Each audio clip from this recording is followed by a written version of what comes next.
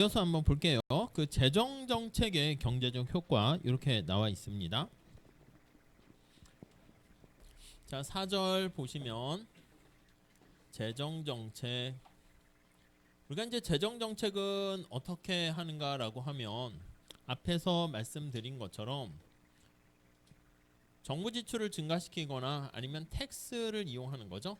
그래서 텍스를 이용하거나 G라고만 쓸게요. 약간 텍스를 부과하게 되면은 요게 자동차로 하면 브레이크에 가까운 거고요.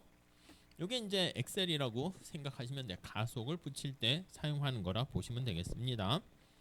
자, 여기서 첫 번째 거기 보시면 순수한 재정 정책 이렇게 얘기하고 있어요.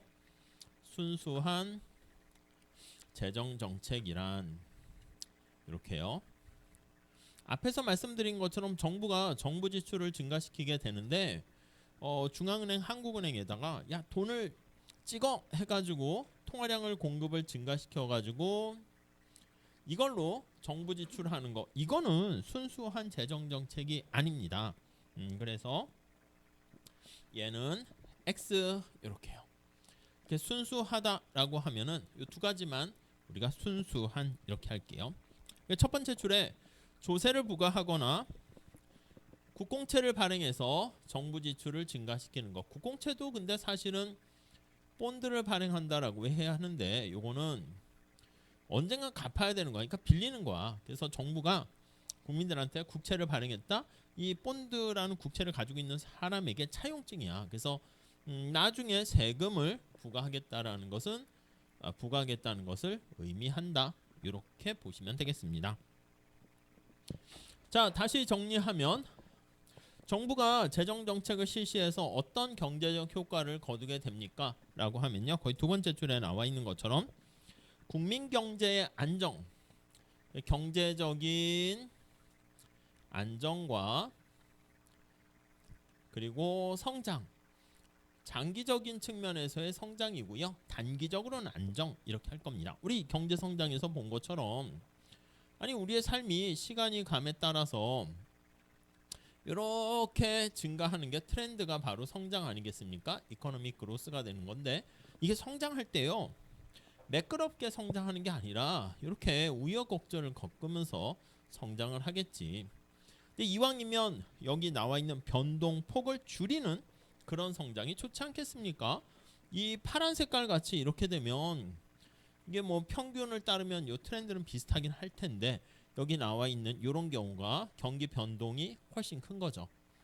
변동성이 더 빨간 색깔에 보다는 커 이렇게 됩니다. 그러니까 변동성이 좀 작으면서 성장하는 게 좀 더 바람직하다 이렇게 보시면 되겠어요. 자, 그래서 다음 페이지 가보시면 자, 정책 혼합이라는 말을 씁니다. 거기 보시면 맨 밑에 이렇게 정부 지출을 증가시킬 때 이렇게 통화량을 증가시키는 것을 통화정책과 믹스되었다 이렇게 표현을 해요. 그러니까 우리가 순수한 재정정책은 통화량의 증가가 없이 하는 것이고, 이거는 혼합, 그래서 혼합정책 또는 정책 혼합 이렇게 얘기합니다. 우리가 이제 공부를 하는 거니까 현실에서는 둘 다 섞이는 경우가 많이 있겠지만은 순수한 재정 정책에 포인트를 맞추면 통화량의 증발 없이 그렇게 보시면 되겠습니다. 자, 재정 적자와 거기 보시면 재정 흑자 나와 있는데, 아니 정부의 재정을 다시 한번 살펴보면 정부가 있어, 개인도 마찬가지인데, 자, 우리 대표적인 게 텍스라고 할게요. 그래서 정부가 돈을 쓰게 됩니다. 이렇게. 자, 그래서 우리가 이제 흔히 얘기하는 게 아니 들어온 만큼 쓴다. 이게 뭐라고요? 균형 재정 이렇게 되는 거지. 그래서 요거는 균형 재정 이렇게 얘기하고요. 아니 들어오는 것보다 많이 썼어. 정부 지출이 더 커. 그러면 재정 적자, 적자 재정 아니겠습니까? 그리고 이제 들어온 것보다 덜 썼어. 그러면 흑자 재정 이렇게 되겠죠. 그래서 이거는 재정 흑자 이렇게 보시면 되겠습니다. 이렇게요. 자, 그래서 거기 나와 있는 것처럼 뭐 정부라는 거 y는 CIG 거기에다가 정부라는 것을 좀 집어넣게 됩니다. 자, 우리나라 경제가 이렇게 있는데 약간 여기선 나중에 좀 더 많이 할 겁니다. 총 공급 측면이라고 볼 수가 있고요. 총 공급, 총 수요. 여기 총 수요 측면이라고 있습니다. 그래서 먼저 총 수요라는 것은 우리 D라고 쓸게요. 얘는 우리가 지난번에 봤어. 승수효과 할 때 C, I, 정부가 들어와야겠지. G 이렇게. 얘는 소비, 인베스트먼트니까 투자. 얘는 정부 지출 이렇게요.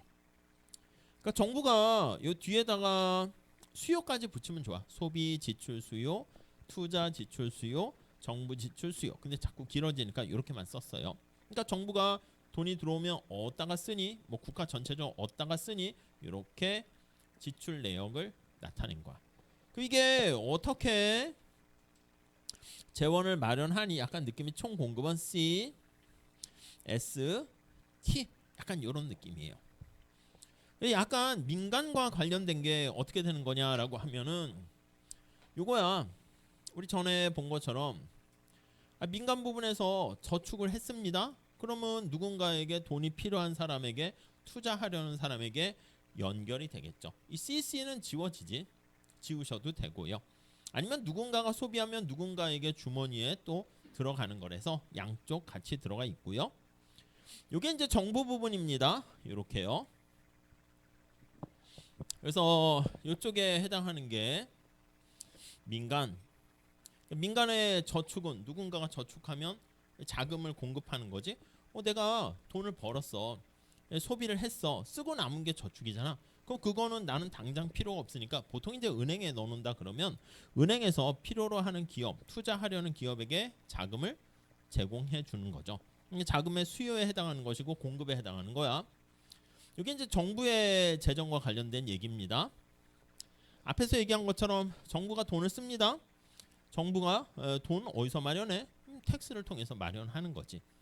그래서 위에 나와 있는 요거 CST, CIG 이게 바로 총수요 총공급 이렇게 할 건데 정부가 없으면 나중에 민간에서 저축과 투자 요게 이퀄이 되면 요게 균형이고 얘가 같으면 이것도 균형 요렇게 얘기할 거예요.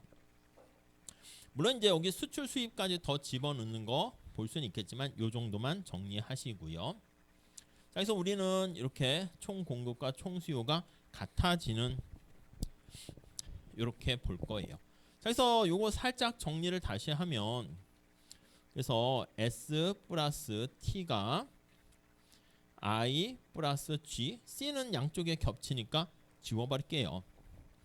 자, 그래서 만약에 거기 보시면 민간에 거기 보시면 정부에 재정 적자가 발생한다라고 할게요. 정부가 재정 적자가 발생해서 적자로 들어오는 텍스보다 쓰는 게 더 큰 거야.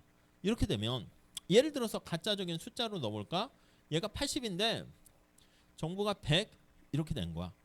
그러면 이거 인 경우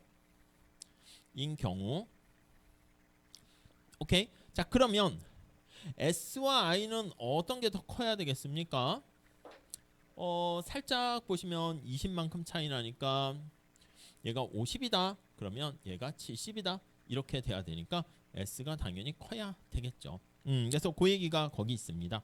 자, 이게 국가 경제 전체가 균형이 되려면 이렇게 저축이 투자보다 많아야 됩니다. 오케이? 뭐 그 정도.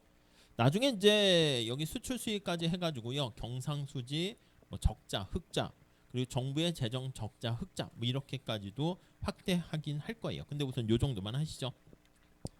자, 다음 두 번째 한번 보시면 이게 첫 번째 이렇게 되어 있고 두 번째 보시면 재량적 재정 정책과 재정의 자동 안정화 기능 이렇게 나와 있습니다. 재량이라는 것은 약간 느낌이 뭐냐면 재량적 재정 정책과 우리가 이제 앞에서 얘기한 것처럼 정부가 그때 뭔가 정책을 사용하는 것을 재량이 있다 이렇게 표현할 거예요. 이거는 약간 그때 약간 그런 느낌이야. 정부야 뭐 내년도 어떻게 할 거야? 그러면 그때 상황 봐서 약간 이런 느낌. 뭔가 정해져 있는 게 없어. 그때 상황 봐서 준칙은 뭔가 룰이 있는 거지. 그래서 약간 우리가 뒤에 나중에 보겠지만 K%룰 이런 식으로 할 거야. 이거 원칙이 있다는 거야. 주로 이제 통화 정책에서 많이 얘기할 건데 준칙주의, 준칙이 있다. 이렇게 얘기할 겁니다. 원칙이 있고요. 자, 우선 첫 번째 줄에 케인즈의 재량적 재정 정책. 케인즈는 지금 경제 상황을 보면서 그때 요거를 또 강조했어. 그래서 요게 케인즈가 강조한 거예요. 존 메이나드 케인즈가 강조합니다. 이렇게요. 또 케인즈는 약간 느낌 자체가 그랬습니다. 옛날 1920년대 이럴 때 보면 케인즈는 뭐 타고난 어떻게 보면 천재라고 할 수 있는 이렇게 자기 스스로 엘리트 의식도 있고요. 야, 나같이 똑똑한 사람이 말이야. 저 위에 엘리트 공무원으로서 위에 케인즈가 이렇게 있어. 그럼 경제 상황을 내다보면서 많은 사람들의 지금 경제 돌아가는 상황을 잘 모르는데 국민들의 뭐 행동 이런 거 보면서 아니면 국민들한테 의견 묻고 아 이런 거 지금 안 되는 거야. 약간 군대식으로 그때 봐서 진격하면은 그냥 뭐 진격하는 게 제일 합리적인 선택이지. 야, 딴 사람들은 그럴 거야. 네가 뭐 알아? 그럼 내가 알지. 나 케인즈인데 뭐 이렇게 얘기하는 거지. 나보다 똑똑한 사람 있으면 나와 뭐 거의 이런 식이야. 세상이 그때는 좀 약간 복잡하기보다는 단조롭기도 하고 그랬으니까 물론 단조롭지는 않겠죠. 그러니까 케인즈는 그때 상황을 봐서 경제가 변동성이 이렇게 큰 상황인데 지난번에 얘기한 것처럼 엄청난 경기 침체 상황이 발생하는 거야. 이 대공황 같은 상황이 발생해요. 그러니까 많은 경제학자들이 경기가 우리나라도 경제가 내년에 더 위험해지고 야 지금 이거 위태위태한 거 아니야 많이들 얘기하는데 그러니까 늘 위험이 발생했을 때 우리가 시나리오를 짤 때 여러 가지가 있잖아. 가장 좋은 시나리오, 그냥 약간 평균적인 시나리오, 최악의 시나리오 이렇게 다 짜서 대비를 해야죠. 시나리오마다 약간 대비를 해서 그 뭐 시나리오 플래닝 이렇게 얘기하는데 여러분도 졸업하면 내가 뭐 할까? 뭐 나름대로 제일 좋아하는 최선책, 차선책, 최악의 경우 이렇게 다 해가지고 좀 상황에 맞춰서 대비를 해야 되는데 케인즈는요 그거 할 수 있다는 거야 정부가. 아 경제가 침체 기로로 가. 만약에 경기 침체가 우려되면 기존의 경제학자들은 바보같이 그냥 가만히 있다가 대공황이 왔는데 대비해야 되는 거지. 경기 침체가 우려될 것 같아. 이렇게 침체가 될 것 같아. 그럼 여기에 정부가 나서서 경기 부양책을 쓰면 되는 거잖아. 이렇게 침체가 우려가 되면 경기를 부양시키려는 정책을 사용합니다. 특히 대공황 같은 경우에는 우리가 왜 발생했다고 그랬습니까? 아니 이게 뭐 전쟁이 일어나 가지고 공장이 폭파되고 막 뭐 집이 날아가고 이런 게 아니잖아. 말 그대로 코로나랑 비슷한 거야. 코로나 때도 아니 코로나 바이러스 때문에 무슨 뭐 진짜 뭐 공장이 삼성 반도체 공장이 멈춰 섰습니까? 그거보다는 거리두기 등등을 하게 되면서 코로나 때 수요가 감소해서 그렇다니까. 수요 감소. 우리가 요즘 같은 경우에 보면 도로에 거의 연말 가까이 되는데 뭔가 연말을 맞이한 뭐 기업체에서 회식도 안 하고 뭔가 이게 분위기가 그러니까 거리에도 사람이 그렇게 많지 않아. 그럼 이 코로나 때랑 비슷한 거니까 자영업자들은 어떻게 됩니까? 학교 정문에도 아까 잠깐 점심 먹으러 갔더니 뭐 그 앞에 커피숍 이런 거 다 문 닫고 뭐 자꾸 뭐 몰라 딴 걸로 바뀌어서 그런지 모르겠지만 매번 코로나 때 보면 이렇게 많이 업종이 바뀌고 그랬지. 그러니까 수요가 감소하게 되면 물건이 안 팔린다니까. 그럼 어떻게 계속 그 임대료부터 계속 뭐 운영할 수 있겠습니까? 그러니까 수요가 감소하게 되니까 안 되겠다. 근데 사실 자영업자들이 폐업을 하려고 해도 폐업하는데도 돈 들어. 이게 원상복구를 해줘야 되거든. 그러니까 몇 천만 원 막 그렇게 돈이 드니까 폐업하는 것도 쉽지 못해서 울며 겨자 먹기로 그냥 계속 운영하는 경우도 있거든요. 자 그러니까 여러분도 비슷해. 아직 제가 중간고사 채점을 안 해서 안 알려드려서 그런 건데 만약에 중간고사 시험지를 나눠줬어. 근데 내가 100점 만점에서 제가 채점을 했더니 평균이 85점입니다 여러분. 근데 나는 60점 받았어. 그럼 어떻게 해요? 때려쳐? 여기서 때려치고 다음 학기에 재수강? 아니야. 그냥 여기서 때려치면 다음 학기 들을 때도요. 또 초수강하고 똑같으니까 재수강 했던 그 효과를 보지 못해요. 그럼 또 C 나올 가능성이 되게 많어. 그러니까 내가 만약에 중간고사를 망쳤어. 아이고 이게 괜히 들은 것 같기도 하고 망쳤는데 어떡하지? 그래도 기말고사 열심히 해야 돼. 그래야지 혹시나 재수강을 하더라도 뭔가 실력 있는 재수강생 이래야지 좀 뭐가 좀 이렇게 재수강을 다시 하는데 뭐 재정정책 케인즈 하면 끄덕끄덕 이렇게 하게 될 수가 있는 거지. 그러니까 약간 그런 거야. 아 중간고사 망쳤는데 때려치고 그냥 내년에 재수강? 아니야. 울면 겨자 먹기로 계속 수업을 들어야 됩니다. 우리야 이제 온라인도 있고 원론이고 또 저녁에 하고 제가 영상이 녹화가 되고 있으니까 그리고 경작에서는 선택을 잘하면 된다라고 생각하거든. 그러니까 이제 뭐 상황에 맞춰서 지금 고학번들도 꽤 많이 있어요. 그래서 여기서는 무슨 뭐 회계사 합격한 친구도 있고 보니까 뭐 행시 합격한 친구도 있고 막 이렇단 말이야. 그런 친구들은 와서 제가 재정 정책 하면은 다 아는 거잖아. 그러니까 더 나은 선택으로 하세요. 어차피 그냥 시험 이렇게 위주로 하니까 그리고 복습 영상이 있으니까 이제 다행이지. 안 그랬으면은 그러니까 약간 그런 느낌이니까 저도 그냥 약간 출석은 부르긴 하지만 여러분들의 선택에 맡기긴 하는데 아무튼 뭐 그렇게 되면은 앞에서 말씀드린 것처럼 재수강을 할더라도 좋게 되는데 그게 아니다라고 하면 그러면 이제 다음에 할 때도 힘들어지지. 그러니까 이렇게 수요가 감소하게 되면 자영업자들도 당연히 힘들어지는데 이때 어떻게 수요 감소라는 건 물건이 안 팔리는 거야. 재고가 자꾸 쌓이는 거지. 우리 지난번에 본 것처럼 재고가 자꾸 쌓이면 공장이 어떻게 됩니까? 삼성에서 스마트폰을 많이 만들었는데 재고가 자꾸 쌓인단 말이야. 자꾸 쌓여가지고 안 팔리고 있는 상황인데 공장을 풀가동합니까? 안 된다니까. 공장의 가동률을 줄여요. 이렇게 가동률이 감소합니다. 아니 공장 가동률이 한 70%로 줄어들게 되면 처음에 한동안은 좀 놔둘 수 있겠지만 구조 조정을 해야 될 수밖에 없지. 뭔가 새로운 시대가 와서 공장 가동률이 계속 감소할 것 같다? 뭐 그럼 기계도 일부 30% 내다 팔거나 아니면 거기는 근로자들도 해고를 시킬 수밖에 없지. 그래서 해고로 우리 지난번에 본 것처럼 실업이 증가한다니까요. 근데 실업이 증가하게 되면 다시 또 어떻게 되면 사람들이 일자리가 없어진단 말이야. 그러니까 소비할 수 있는 소득이 감소하는 거지. 그래서 소득의 감소로 소비가 또 감소합니다. 이거 어떻게 돼? 그러면 다시 소비가 감소하게 되니까 앞에서 얘기한 것처럼 악순환이 계속 발생하는 거야. 수요가 또 감소합니다. 그럼 또 공장이 안 팔리고 이게 자꾸 이제 악순환 길로 내려가 버리는 거죠. 국가 자체에 이런 상황이 있어도 근데 이게 우리가 조그만 요트 움직이는 것처럼 휙휙 방향 전환되는 게 아니라 서서히 이렇게 내려간다고. 한 번에 무슨 뭐 확 내려가고 확 올라가고 이런 거 없습니다. 여러분 마찬가지야. 우리 인생도 그렇잖아. 내가 오늘 뭐 한 달 잠깐 공부 열심히 한다고 갑자기 나의 뭐 능력 뭐 잠재력이 확 올라갑니까? 그게 어디 있어. 그냥 꾸준하게 해야지. 약간 뭐 중고등학교 때부터 해왔다.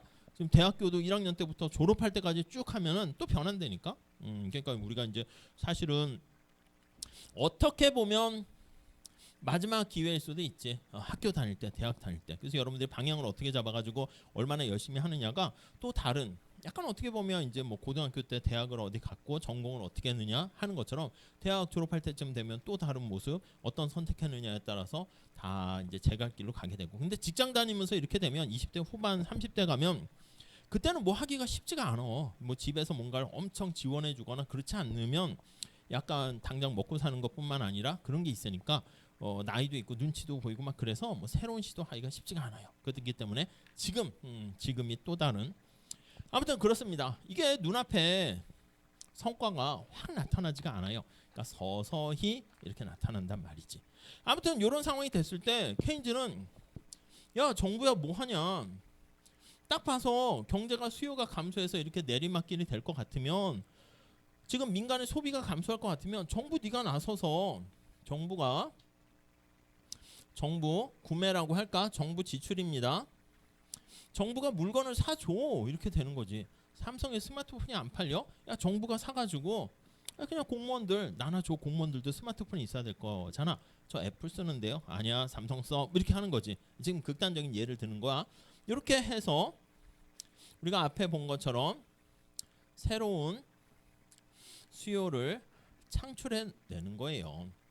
이게 승수효과 아니겠습니까? 수요를 창출해서 재고가 감소하면 공장 가동률이 올라가고 실업이 감소하고 사람들이 소득이 증가하면서 소비가 증가하면 경제가 다시 안정적인 활성화되는 순간으로 다시 되돌릴 수 있게 된다는 것이죠. 지나치게 경제가 과열되는 것 같아 정부 지출 누르고 소비를 좀 줄여야 되니까 세금을 올리는 거야. 그래서 반대로 작동하는 거죠. 그래서 경기가 지나치게 과열 양상이 된다라고 하면 과열시 텍스를 올리는 거야. 이렇게 세금을 높이 부과할 수 있도록 하는 거죠. 그럼 이게 뭐야? 가처분 소득이 감소죠. 우리 본 것처럼 가처분 소득은 소득에서 텍스를 뺀 건데 여기 나와 있는 것처럼 텍스가 증가하면 가처분, 처분 가능, 마음대로 쓸 수 있는 소득입니다. 디스포저블 인컴이 감소해서 소비의 위축을 가져올 수가 있겠죠. 위축이라는 게 이제 진작을 시키는 거야. 좀 이렇게 지나친 과소비를 억제할 수 있겠죠. 자, 그래서 거기 보시면 재량적 재정 정책 나와 있는데 정부가 의도적으로 정부 지출이나 조세의 변동을 통해서 국민 소득을 조정하면서 이 변동성을 낮추게 되는 그게 재량적 재정 정책입니다. 알다시피 다음 페이지 가보시면 몇 배 이상의 효과를 거둘 수 있다라는 겁니다. 그래서 케인즈의 주장은 우리 이렇게 Y는 C가 이제 또 소득의 함수였습니다. 한계 소비 성향 이렇게 되는 거지. 투자. 근데 투자도 만약에 소득에 대한 함수라고 할게요. 우리가 이제 가만히 봤을 때 기업들도 대기업이고 돈을 많이 벌면 또 미래에 대한 재투자를 또 많이 하겠지. 자, 이렇게 되고 정부 지출 이렇게 되면 첫 번째로 정부가 정부 지출을 증가시킨다고 할게요. 이렇게 증가시키면 1단계로 얘가 증가한다니까 화살표로 나타냅니다. 자, 그러면 자, 정부의 지출 증가가 국민 소득을 증가시키면 얘네들이 플러스야. 소득은 소비는 소득이 증가할수록 증가하고요. 이것도 이제 투자 중에서 지난번에 본 것처럼 유발 투자라고 할게요. 소득 유발 투자. 그래서 투자가 소득에 영향을 받는 거야. 투자가 소득에 유발돼서 증가하는 소득 유발 투자. 이자율에 영향 받을 수도 있습니다. 그럼 이자율 유발 투자 이럴 수 있겠지. 아무튼 소득이 증가하게 되면서 소득이 증가해서 소비가 증가하고 얘 때문에 투자가 증가하게 되면 이렇게 해가지고 다시 몇 배 이상의 효과를 보게 됩니다. 이게 바로 승수 효과 이렇게 되는 것이죠. 자, 그러니까 케인즈는 우리가 지난번에 본 것처럼 승수 효과를 강조하게 되고요. 이 승수 효과는 거기 박스는 이제 GDP 갭만큼 이렇게 했는데 1 마이너스 한계 소비 성향분의 1 이렇게 되는 거야. 자, 그러다 보니까 거기 보시면 승수가 이렇게 돼서 GDP 갭 Y라고 할게요. GDP 갭이라는 건 이제 뭐냐면 완전 고용 국민소득 수준 대비 지금 현재 국민소득이야. 예를 들면 완전 고용 국민소득이 1000이야. 근데 현재 500이라는 국민소득을 달성하고 있어. 그러면 지금 이만큼 500만큼 100점 만점에 100점인데 내가 50점 받은 거야. 1000점 만점인데 500점 지금 한 거니까 500만큼이 부족한 침체가 발생한 상황이죠. 이거 이제 요거를 GDP 갭 이렇게 쓸 겁니다. 완전 고용 국민 소득에 비해서 얼마나 부족하니 이렇게 해요. GDP 갭. 근데 우리가 디플레이션 갭이라는 것은 약간 델타 G라고 할게요. 그래서 요거 디플레이션 갭만큼 정부 지출을 증가시키면 되는 건데 아시다시피 1-MPC분의 1 이게 거기 나와 있는 승수거든요. 그래서 우리가 지난번에 본 것처럼 한계 소비 성향이 만약에 0.8이라고 할게요. 만약에 MPC가 0.8이면 이렇게 그러면 1-MPC 1-0.8분의 1은 0.2분의 1이니까 승수는 5배만큼의 효과를 보게 됩니다. 얘가 5라는 걸 알 수 있습니다. 승수지 5배의 승수. 여러분 아니 그러니까 지금 상황에서 GDP 갭을 500만큼 증가시키려면 정부가 정부 지출을 증가시켜야 되는데 정부 지출의 증가 효과가 여기서 이제 그 투자 유발 효과는 이제 요거 투자는 소득 유발 효과가 없다는 전제하에서 만약에 100만 증가시키면 이렇게 국민소득은 500만큼 증가한다. 요걸 알 수 있겠죠. 이걸 그냥 박스에는 그냥 요 관계식 요걸 디플레이션 갭이라고 합니다. 경기 침체 갭 해서 그 갭을 정부 지출을 증가시켜서 얼마나 메꾸면 되겠는가라고 했을 때 요게 5배 효과가 있으니까 500만큼 될 것 같다? 100만큼 조정하면 되는 거지. 아까 말씀드린 것처럼 우리가 지금 대학교 만약에 1학년도 있고 2학년도 있고 한데 내가 졸업 후에 뭘 어떻게 해야겠다라고 하면요. 이 일찌감치 이게 그 뭔가 목표하는 표적을 조정을 해야 되는데 처음에 조정을 어떻게 하느냐에 따라서 당연히 관역 이거 양궁이나 그것도 마찬가지 총 쏘는 것도 엄청나게 휙 달라집니다. 근데 나중에는 바꾸기도 더 힘들지. 나뭇가지 쳐가지고 내가 이 상황인데 이렇게 갈까 이렇게 갈까 이렇게 되는 거야. 여기서도 길이 뭐 이렇게 요런 갈래가 있겠지. 그래서 가끔은 내가 이렇게 갔을지라도 이렇게 가면서 이 위로 올라갈 수 있는 길이 잠깐 또 기회도 열리긴 합니다. 그럼 또 이때도 선택의 길이 있는데 그래서 이때도 선택의 길이 있고 계속이야. 매 순간 선택에 직면하는데 내가 원하는 꿈이 여기 이제 가는 게 목표의 꿈이야. 근데 뭐 우리 운전할 때도 그런 거 아닙니까? 내비게이션 타고 가는데 경로를 이탈해봐. 위로 갔어야 되는데 경로 이탈하게 되면 내비가 뭐라 그러지? 경로를 이탈하셨습니다. 근데 꿋꿋이 가봐. 그럼 어떻게? 진짜 이탈하는 거지. 경부고속도로 타고 부산 가려고 했는데 서해안 고속도로 탔으면 이거 어떻게 멀리 돌아가야 되는 거잖아. 물론 갈 수 있다니까. 경로 이탈하다가도 이렇게 돌고 돌아가지고 다시 이렇게 해서 가는 경우도 있는데 흔하지는 않겠지. 당연히 힘들겠지. 돌아가니까. 그러니까 뭔가 계획을 세운다는 것도 좀 애매하긴 하는데 무조건 계획 없이 이렇게 하는 것보다 좀 계획을 세워가지고 좀 하면 조금 요 길에서 머물게 되면 내가 경로를 처음에 크게 이탈한 건 아니잖아. 그러니까 여기선 좀 이탈해도 방황하거나 잘못되거나 뭔가 원하는 바가 안 돼도 뭐 다시 이렇게 하면서 또 이렇게 잘 갈 수가 있어요. 아무튼 뭐 저도 뭐라고 말씀드리기는 그렇긴 한데 아무튼 이렇게 내가 정부가 아니 500만큼을 증가시켜야 된다. 근데 이게 5배 효과가 생길 것 같아. 그럼 100만큼 증가시키면 되고 만약에 이게 한계 소비 성향이 0.9야. 그럼 10배 효과가 나타날 것 같으면 50만큼 증가시켜도 되고 이거를 진짜 딱딱딱 계획 경제처럼 맞출 수 있다는 게 케인즈 생각입니다. 옛날에 또 구소련 러시아 구소련이 계획 경제를 했는데 진짜 그게 군대식으로 탁탁탁 잘 맞아 돌아가고요. 오히려 미국보다도 경제가 더 잘 사는 막 로켓 우주선도 더 빨리 쏘아 올리고 막 그런 상황이었기 때문에 이렇게 잘 계획하면 된다. 이렇게 됐고 요즘은 이제 또 세상이 복잡해져 가지고요. 뭐 진짜 말 그대로 예전부터 뭐 복잡게 경작처럼 돼버렸지. 그래서 어떻게 갈지는 알 수가 없긴 해요.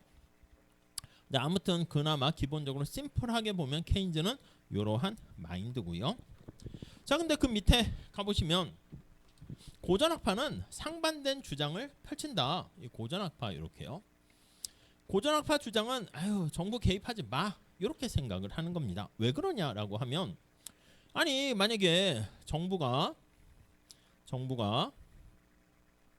사람들이 정부가 이렇게 할게요. 정부가 개입이 커지면 민간 시장을 위축시킨다라고 합니다. 위축을요 우리는 공식 용어로 구축한다 이렇게 쓸 거야. 크라우딩 아웃 이렇게 꽉 차가지고 밀어낸다 이렇게 보시면 되겠습니다. 아니 여러분 생각해봐. 지금 경제가 안 좋구만 이래가지고 정부가 어떤 자격증이나 공무원 시험이나 취업을 위한 그런 것을요 뭐 각 여러 가지 학원이나 등등등 유명 인사들을 모셔다가 특강을 마련해가지고 무료로 막 EBS 이런데 뿌린다고 할게요. 그럼 어떻게 되겠습니까? 민간의 학원 시장이 다 위축되는 거지. 정부가 사람들이 저녁에 불안에 떨고 있습니다. 경찰 공무원들을 막 늘려가지고 경찰을 많이 뽑아. 안전하고 좋겠지. 골목마다 경찰을 쫙 배치하면 좋은데 그럼 민간의 시큐리티 관련된 산업이 다 무너지겠지. 그러니까 정부가 뭐든지 다 하게 되면은 민간 부분이 이렇게 위축될 수밖에 없어요. 야, 그래도 뭐 정부가 대신하니까 괜찮은 거 아니야? 뭐 민간 대신 정부가 하는 건데 뭐 잘못된 거 있어? 근데 뭐 일반적으로 정부가 뭔가 나서서 뭘 하는데 훨씬 효율적이고 능률 있고 그러면은 사실 이게 나을 수도 있어. 아까 얘기했던 뭐 군대 이런 것들은 능력 있는 위에 지휘관이 자 공격 방어 뭐 이렇게 해야 되는 거지. 뭐 게임할 때도 팀 짜서 할 땐 주장이 있어가지고 야 지금 공격할 때야 뭐 이렇게 얘기해서 일사불란하게 움직여야지 성과가 나타나는 건데 자 지금은 진격을 할지 후퇴를 해야 될지 군인 여러분께 투표를 합니다. 이 말이 돼요? 그럼 저는 진격입니다. 반대입니다. 계속 논의만 하지. 그러다 보니까 즉각 뭐 하기가 쉽지 않아. 아무튼 정리를 하게 되면 정부의 개입이 커지면 민간 부분이 위축이 되는데 앞에서 얘기한 것처럼 엄청난 지금 비상 상황이야. 그럼 신속하게 해야 되니까 정부 개입 오히려 케인즈 얘기가 맞을 수 있는데 시장이 잘 작동되는 가운데 정부가 이렇게 하면 뭐 아니면 옛날에 구소련, 북한 이런 경우에 정부가 적극적으로 개입했더니 오히려 부패, 비효율성 이런 게 많아지게 되니까 야 괜히 네가 나서가지고 민간만 위축시키게 되니까 개입해서 정부의 영역이 비대해지는 게 별로 효과적이지 못하다 이렇게 얘기합니다. 그게 구축 효과라고 얘기해요. 그러니까 요거는 케인즈는 승수 효과로 대표할 수 있고 이쪽 반대가 되는 시장을 강조하는 고전학파 쪽에서는 구축 효과 이런 표현을 씁니다. 앞에서 말씀드린 것처럼 요거 그대로 한번 써볼게요. Y는 C, I. 근데 이 I가 소득의 영향을 받으면 또 소득이 증가하면서 괜찮아지는데 보통 또 이자율에 굉장히 민감하게 영향을 받습니다. 우리가 투자에 영향을 미치는 요인들이 많은 게 있는데 여기 있는 고전학파는 이자율에 특히 마이너스다 이렇게 얘기합니다. G 이렇게. 자 그래서 정부가 만약에 정부 지출을 늘려요. 아니 우리가 시장 내에 쓸 수 있는 자금이 한정돼 있지 않겠습니까? 아파트를 짓는데 뭐 삼성, 현대 등등등 얘네들이 아파트를 지으려고 하는데 정부가 나서가지고 아파트를 뭐 주공 아파트 비슷하게 주택공사가 아파트를 지어? 그럼 시멘트, 철근을 정부가 다 갖다 쓰는 거 아니야? 그러니까 삼성이나 현대에서 우리도 아파트 지으려고 시멘트 구하기가 힘들단 말이야. 희소한 자원이기 때문에 시멘트 가격이 올라가 버린다고. 정부가 정부 지출을 증가시키게 되면 이렇게 증가시키게 되면 정부가 희소한 자원을 갖다가 사용하게 되는 것이기 때문에 이게 자금이 부족해져요. 정부가 자금을 사용하면 시장에서 필요한 돈이 있을 거 아니야. 자금이 있을 텐데 그걸 정부가 사용해 버리면 민간이 쓸 수 있는 자금이 없어진다니까. 그럼 자금을 빌리기가 힘들다 이 얘기가 뭐야? 이자율이 올라간다는 거지. 무슨 말씀인지 아시겠죠? 자금을 사용하면 이자율이 올라갑니다. 이자율이 상승합니다. 아니면 이제 정부가 자금 사용하지 않거나 그럼 국채를 발행하면 국채 가격이 떨어지면 국채 가격과 이자율은 반비례 관계라서 이자율이 올라가니까 민간의 투자가 이렇게 위축된다는 거지. 앞에서 얘기한 것처럼 정부 지출 증가로 승수 효과 비슷하게 효과도 나타날 수 있는데 승수 효과도 그렇게 많이 나타나지 않을 뿐만 아니라 정부가 이렇게 100을 증가시켰다 할게. 그랬더니 여기 민간 부분이 이렇게 80으로 위축돼 버리게 되면 정부의 역할 증대로 민간을 밀어내는 거야, 구축하는 거야. 이렇게 약간 뭐 지하철 탈 때 사람들이 너무 꽉 차서 이쪽에서 팍 하면 저 반대쪽이 문이 닫혀 있으니까 겨우겨우 타긴 하는데 김밥 몇 그릇 터지는 것처럼 저쪽이 약간 위태위태하면 저쪽이 펑 해서 저쪽으로 이렇게 사람들이 나가게 되겠지. 그것처럼 이렇게 100 증가인데 이게 밀어내버리면 효과가 생각하는 것처럼 크지도 않고 미미하다 이렇게 되는 거 알 수가 있습니다. 자, 그래서 누구 말이 맞냐 그러면 아까 얘기한 것처럼 약간 요거는 비상적인 상황. 그러니까 약간 우리가 심장이 알아서 잘 뛰고 건강하면 정부가 개입할 필요 없지. 근데 만약에 지금 위기 상황에 심장이 멈췄어. 그러면 그런 비상 상황에서는 뭐 심폐소생술이나 뭐 전기 충격기로 해가지고 강제로 뛰게 만든 다음에 그다음 이제 어느 정도 안정화되면 여기에 이렇게 하는 거죠. 그러니까 사실은 이 어떤 뭐 두 케인즈와 고전학파는 약간 사상적인 철학이 완전히 다르긴 하지만 그래도 언제 좀 더 효과적인가 하면 약간 비상적인 상황, 요게 일반적인 상황 그렇게 보시면 되겠어요. 그리고 요거는 약간 느낌이 케인즈는 대공황과 같은 비상적인 상황이고 느낌이 우리 지난번에 AS 곡선 얘기하는 것처럼 단기적인 측면에서 좀 더 설득력이 있고요. 요건 비상이 아닙니다. 그래서 안정적인 시장이 잘 작동되는 상황이거나 또는 장기적인 측면에서 좀 더 설득력이 있다. 이렇게 보시면 되겠어요. 자, 그래서 거기 보시면 구축 효과라는 말 나와 있고요. 정부가 확장적 재정 정책을 하면 제일 중요한 게 뭐냐면 이자율을 상승시켜. 그 포인트가 제일 중요합니다. 민간의 소비와 투자. 여러분도 생각해 보시면 소비도 케인즈는 소득이 중요하다 했지만 고전학파는 소비도 뭔 소득이야 이자율이야. 그래서 이자율이 올라가면 어떻게 됩니까? 은행에서 예금을 하면 이자를 많이 준다. 그럼 은행에 예금해야지 지금 소비할 게 아니잖아요. 그렇기 때문에 소비도 위축되고 투자도 위축되고 그러면 정부 지출의 증가가 국민소득 증가시키는 효과는 미미하다. 이렇게 볼 수 있겠습니다. 오케이. 자, 그래서 구축 효과의 존재 여부가 고전학파랑 케인즈학파의 견해의 차이를 반영하는 중요한 거다라고 보시면 되겠네요. 자, 그다음 거기 보시면 재정의 안정화 기능 나와 있는데 요거는 잠깐만 쉬었다 하도록 할게요. 칠판도 다 썼고 하니까 잠깐만 쉬었다 하겠습니다.